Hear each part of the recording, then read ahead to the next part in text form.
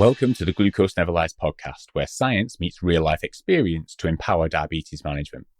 I'm John Pemberton. I've lived with type 1 diabetes since 2008 and have spent nearly 20 years mastering both the science and art of managing it. Through personal experimentation, published research, and my work as a diabetes specialist dietitian, I've gained deep insights into what truly makes a difference. When my son Jude tested positive for type 1 diabetes antibodies, I realised that all the knowledge in my head was wasted if I couldn't communicate it in a way that was clear, actionable, and easy to come back to. So I built the Glucose Neverlies Education Programme, a free online resource designed to teach people diabetes management exactly the way I'd want people to understand it if they were looking after my son. After battling a functional motor disorder for many years and recently experiencing a major depressive episode, I was eventually pulled out of that hole by my friends, family, and professionals who helped me get back to being me. That experience taught me the power of giving, and this podcast is my way of giving back. My co-host Louise is a highly experienced diabetes nurse with over 20 years in the field. She brings a wealth of knowledge, and her superpower is making complex diabetes science accessible and practical for everyday life. She is the best diabetes nurse I've ever worked with, and there have been some good ones. Most importantly, she keeps me in check and keeps the podcast on point. So, if you're living with diabetes or supporting someone who is, we want to make things easier, clearer, and importantly, more enjoyable. We hope you enjoy the content. If you do, please share it with those who may like it too. As a disclaimer, the information shared on the Glucose Neverlies podcast is for informational and educational purposes only. While we discuss strategies and insights for diabetes management, this podcast is not a substitute for professional medical advice. Always consult your healthcare team before making any changes to your diabetes plan. That done with, let's get into the content.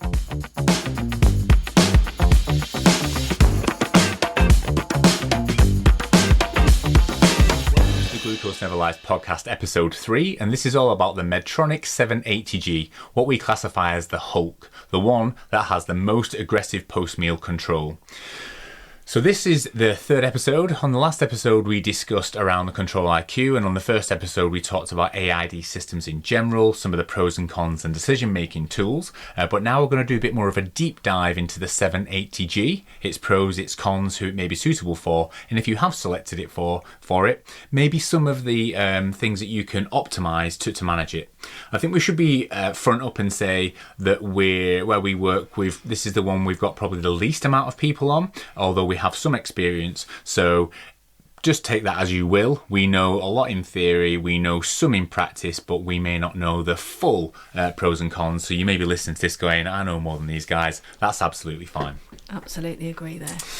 So obviously what we have here is the one good thing certainly around this is they're all Medtronic products. You've got the Medtronic pump, and you've got the Medtronic sensor, and you've got the Medtronic algorithm that are all kind of, I would say, like an Apple approach. They've got everything within house there. So usually it'll be obviously the 780 pump. It'll either be the Guardian Sensor 3, 4 or Medtronic Simplera, and then it's the SmartGuard algorithm that's housed within the pump. That's actually, again, within the pump and not on the phone, although you can have a phone to display the glucose readings, to display what the algorithm is doing, and also to automatically upload to the internet.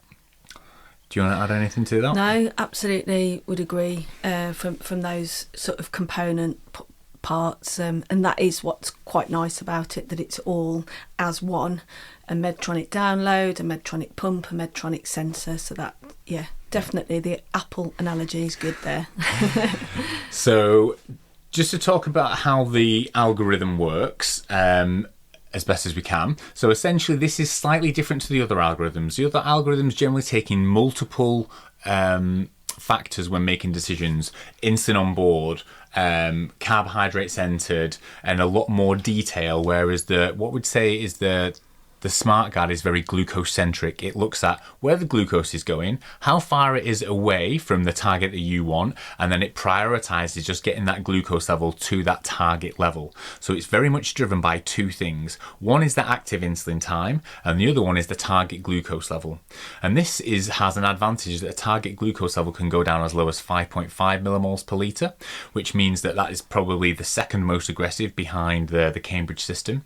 And also the active insulin time, you can can set as low as 2 hours, which means that any insulin that's been given by the user or is being put in by the system, it thinks it only works for 2 hours. Therefore, it thinks that it's disappeared after there, meaning if the glucose level is going higher, it is very aggressive in that scenario of putting more insulin in.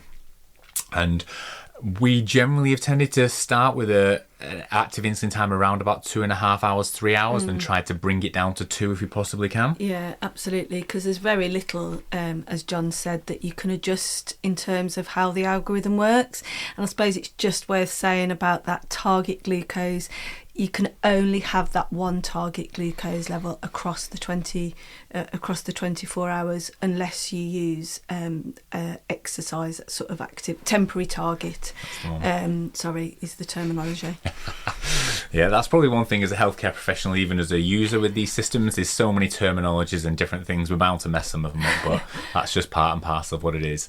So how the algorithm works is if it sees that the glucose level it predicts half an hour in the future is going to rise, it starts to increase the basal. But if it hits kind of around about 4 times of its maximum basal and it's still not able to get on top of that glucose level rising, it's predicted to go above 6.7, it will throw in an auto correction every 5 minutes. So when we say it's like the Hulk in terms of being very aggressive, that is how aggressive it is on post-meal glucose levels. And if you have a short active insulin time and a low target level, you can really get on top of post-meal highs, especially if you're someone who is not so proficient at giving the insulin before eating. You can really get some help with this system in terms of tackling after meal highs. So it's reassessing every 5 minutes and thinking about an automatic correction that would go in every 5 minutes should it be necessary. Yeah, absolutely. So then thinking about that is obviously very helpful for people who have structured lifestyles where they have, kind of like your 3 meals, they're not doing a great deal of activity in between eating, allowing the system to get on top of post-meal highs if required, but can cause a few issues if you've got someone who all of a sudden wants to get up and start doing lots of movement after eating when they've got all these automatic corrections on board. So it's just, I guess, to be mindful of that. And I guess the younger you are, we talked about some of the other systems, you can have a tighter target overnight and a more relaxed target during the day. That does become problematic when you only can set one across the board. So again, if you're going to be really aggressive, is great for post-meal control, but it can throw up a few challenges on the sort of flip side from there. So how, obviously we haven't mentioned things like insulin sensitivity or different insulin sensitivities. So correct me if I'm wrong, it's sort of working out that insulin sensitivity. We have no control over that. Yeah, so as I understand it, it kind of looks at the last 6 days or so of total daily dose and updates it on a daily basis and use it as a rolling average to work out how much insulin is being given on those times, and then it will update its correction factor, its aggressiveness based on that total daily dose.